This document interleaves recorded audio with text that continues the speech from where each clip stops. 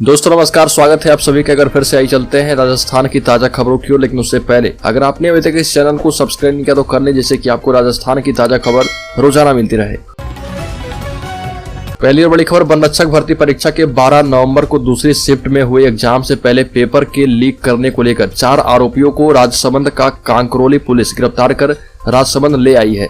उधर रेल मगरा से गिरफ्तार बिजली कर्मचारी दीपक शर्मा को पुलिस ने 8 दिन के रिमांड पर लिया है। पेपर की आंसर शीट को परीक्षा से 1 घंटे पहले व्हाट्सएप पर शेयर किया गया था। मामले में मुख्य आरोपी दीपक शर्मा को गिरफ्तार करने के बाद अब कांकरेली पुलिस ने जयपुर से पवन सैनी को गिरफ्तार किया है। पवन ने दीपक को आंसर शीट भेजी थी। अगली खबर, राजस्थान हाईकोर्ट ने एक महत्वपूर्ण फैसले में कहा कि सार्वजनिक भर्ती में सामाजिक प्रथा के आधार पर तलाक का दावा मान्य नहीं है। सरकारी नौकरी में तलाकशुदा महिला के लिए आरक्षित कोटे से लाभ लेने के लिए महिला के लिए तलाक की डिग्री अनिवार्य है। इस फैसले के साथ हाईकोर्ट की खंडपीठ ने एकल पीठ के आदेश को अपास्त कर दिया। न्यायाधीश संदीप मेहता एवं न्यायाधीश कुलदीप माथुर की खंडपीठ के समक्ष राजस्थान लोक सेवा आयोग की तरफ से हाईकोर्ट की एकल पीठ के आदेश को चुनौती दी गई थी। एकल पीठ के समक्ष अनुसूचित जनजाति एवं आदिवासी उपभोक्ता क्षेत्र के कुछ अपीलार्थियों ने याचिका दायर की थी। अगली खबर, जयपुर जॉब फेयर में 56,000 कैंडिडेट्स, नौकरी 3,000 को। जयपुर के बिरला ऑडिटोरियम में सरकार और प्राइवेट कंपनियों के मेगा जॉब फेयर में 2 दिन में कुल 3,000 युवाओं को जॉब लेटर मिला। वहीं सरकार का दावा है कि कुल 56,476 ऑनलाइन रजिस्टर्ड युवाओं में से 30,000 ने इंटरव्यू दिया। इनमें से 10,000 कैंडिडेट्स को 70 से ज्यादा कंपनियों ने शॉर्टलिस्ट कर लिया है, जिन्हें रोजगार देने के प्रोसेस शुरू किए गए। Skill employment and entrepreneurship department और सरकार का दावा था कि 12,000 से 15,000 तक जॉब्स इस फेयर में दिलाई जाएगी, लेकिन अब 7 दिन में प्रोसेस आगे पूरा होने की बात कही गई। अगली खबर, राजस्थान को जलाने की साजिश, जहां रेलवे ब्रिज पर विस्फोट हुआ। कुछ दूर नदी में मिली 2 क्विंटल जिलेटिन की छड़ें। उदयपुर में रेलवे की ओड़ा ब्रिज पर विस्फोट को लेकर राज्य एवं केंद्र की कई एजेंसियां जांच में जुटी है। इसी बीच पुलिस के हाथ विस्फोटक से भरे 7 बैग लगे हैं, जिससे लगता है कि आतंकियों की साजिश राजस्थान को जलाने की थी। पुलिस के हाथ ओड़ा ब्रिज से लगभग 70 किलोमीटर दूर नदी में जिलेटिन से भरे 7 बैग हाथ लगे हैं, जो विस्फोटक के रूप में काम ली जाती है। अगली खबर, बीजेपी नेता ओम माथुर बोले, राजस्थान में बिना सीएम फेस के चुनाव लड़ेगी पार्टी। भाजपा के वरिष्ठ नेता एवं केंद्रीय चुनाव समिति के सदस्य ओम माथुर ने अगले साल विधानसभा चुनाव को लेकर बड़ा बयान दिया है। उनका कहना है कि भाजपा राजस्थान का अगला विधानसभा चुनाव बिना सीएम फेस के ही लड़ेगी। माथुर ने यह बयान भीलवाड़ा में उस समय दिया जब जयपुर से उदयपुर जा रहे थे और मीडिया से बात कर रहे थे। भाजपा नेता ने कहा कि प्रधानमंत्री मोदी पार्टी के प्राण हैं और उन्हीं के चेहरे पर यहाँ पर चुनाव लड़ा जाएगा।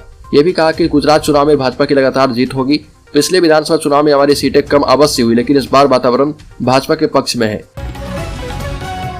अगली खबर, कांग्रेस के वरिष्ठ नेता और राजस्थान के पूर्व उप मुख्यमंत्री सचिन पायलट ने कहा कि भारत जोड़ो यात्रा एक ऐतिहासिक आंदोलन है, जिसका लाभ आने वाले दिनों में कांग्रेस को मिलेगा।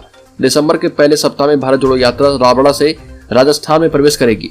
प्रेस के मुताबिक राजस्थान के पूर्व उप मुख्यमंत्री सचिन पायलट ने टोंक में अपने दौरे के दौरान संवाददाताओं से कहा कि भारत जोड़ो यात्रा ऐतिहासिक और बहुत सफल है।